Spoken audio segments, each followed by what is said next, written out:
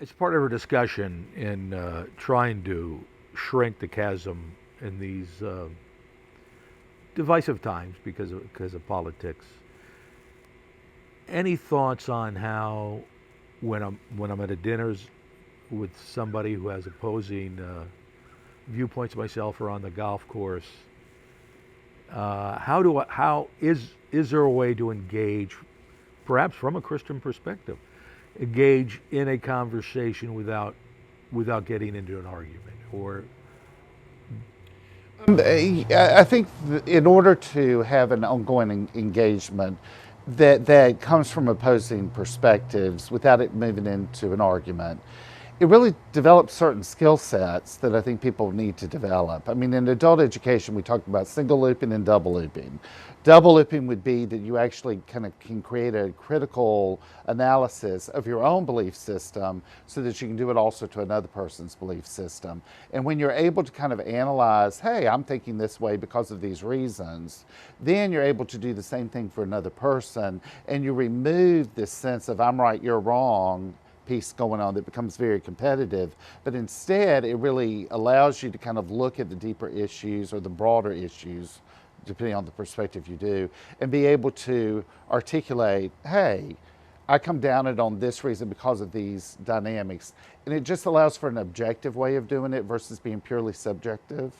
And so I think it's important in how we engage our community and how we engage our friends is to try to do it as objectively as possible. And if you're doing objective judgment, two things: you have to curtail the subjective judgment that you may be doing, but then you also need to be careful about the prejudgment, because we're dealing with a lot of prejudgment these days, prejudice, if you want to call it that, of people assuming, oh, you look the way you look, therefore you must believe this way, or because you're in this situation, oh, you must believe. And so we're making these prejudgments that folks go down this way, and therefore we don't engage. Or if we engage with kind of all of our shields up, ready to kind of attack if we need to attack. If we prejudge and think the other person's not there, not at the same position we're in. And so I think it's really important for us to take that objectivity and really do it, because all we can do is really control ourselves. We really can control other people. So if we're talking about how do we engage other folks, I would quit saying, oh, well, what can they do differently? But really it's what can I do differently as I come into these situations to kind of have these kind of conversations. I would look at motivation. What is it that makes you want to talk about this issue? If you know it's going to be a cantankerous conversation, what's motivating you to want to bring that up?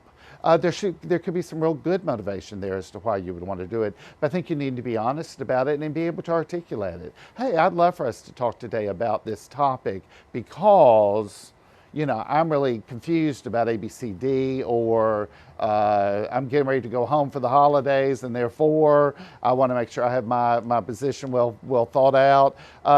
Sometimes I will engage folks who have totally opposite views of mine just to strengthen my own argument. I want to engage them because I want to hear how do they come at this particular argument before I get into a setting that I may not know all the dynamics of it. So oftentimes that's why I will bring up topics of saying, hey, I've got to teach this in a week. I want to get your perspective on it and have a good kind of argument, a friendly argument that really allows for me to mold and shape what I'm going to be presenting. and over the years, particularly in businesses that rely on sales and marketing and this and that, there's a lot of training and books written on the art of listening. And perhaps, I oftentimes think for myself, it's a good time just to listen.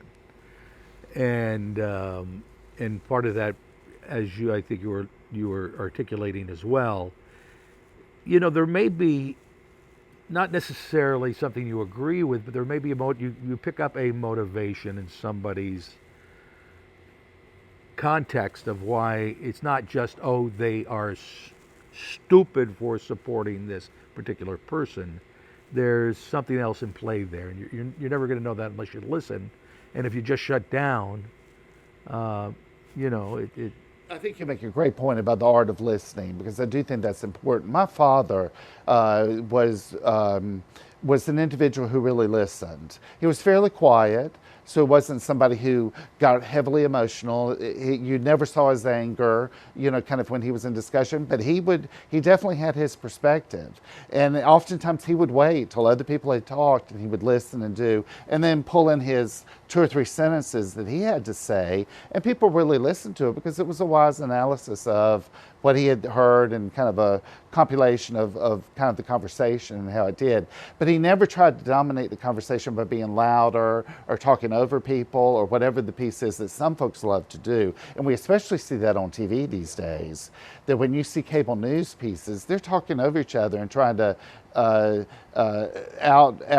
get the bigger amount of time. They try to dominate it in ways. And my father really had that art of listening down, and I think we're losing that these days. And of course, we're seeing it modeled in ways that the listening's not there.